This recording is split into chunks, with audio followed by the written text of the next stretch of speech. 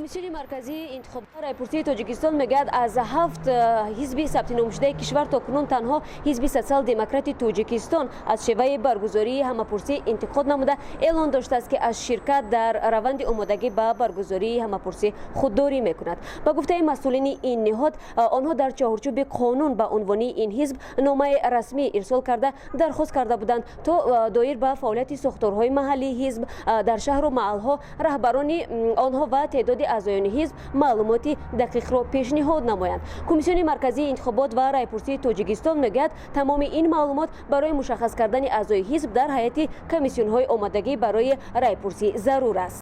ман саҳар бо ҳамин изҳороти зоҳиров раиси ҳизби социал-демократи шинос шудам ва ман онро умуман ҷонибдорӣ намекунам, зеро ки онҳо агар иштирок кунанд ё иштирок накунанд ин ҳам маҷбурӣ нест, ин ҳам боз ҳамин ҳуқуқи худи ҳизбҳои сиёсӣ ҳаст ва онҳоро мо танҳо дар бораи оне ки чӣ ҳуқуқҳо доранд дар рафти райпурсӣ мо ҳамчун мақоми доимоамалкунанда ва масъули барзгоркунандаи райпурсӣ мо онҳоро огоҳ кардем.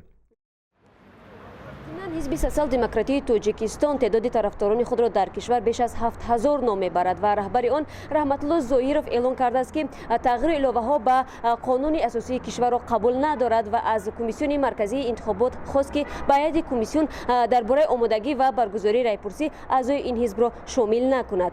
ин ҳизорот рӯзи 17 феврал аз номи зоиров дар шабакаи иҷтимоии фейсбук мунташир шуд. фаъолони ҳизб мегӯянд ин назари раҳматулло зоиров аст, вале ин ҳизоротро ҷонибдорӣ мекунанд. мавзӯи асосӣ дар он аст ки ҳам дар комиссияи марказӣ интихобот ва райпурсӣ намояндаи ваколатдори ҳизб нест ва инчунин кафолат нест ки дар участкои интихоботӣ ки бевосита раванди райпурсиро таъмин мекунад ва кафолати шаффофияти онро медиҳад, намояндаи ҳизби мо вуҷуд надорад.